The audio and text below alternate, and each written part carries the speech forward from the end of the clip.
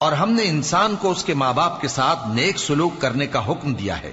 اے مخاطب، اگر تیرے ماں باپ تجھے مجبور کریں کہ تو میرے ساتھ کسی کو شریک بنائے جس کی حقیقت کی تجھے واقفیت نہیں، تو ان کا کہا نہ مانیو۔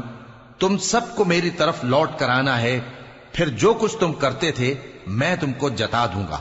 اور جو لوگ ایمان لائے اور نیک عمل کرتے رہے ان کو ہم نیک لوگوں میں داخل کریں گے۔ اور بعض لوگ ایسے ہیں جو کہتے ہیں کہ ہم اللہ پر ایمان لائے، پھر جب ان کو اللہ کے راستے میں کوئی ایذا پہنچتی ہے تو لوگوں کے ایذا پہنچانے کو یوں سمجھتے ہیں جیسے اللہ کا عذاب۔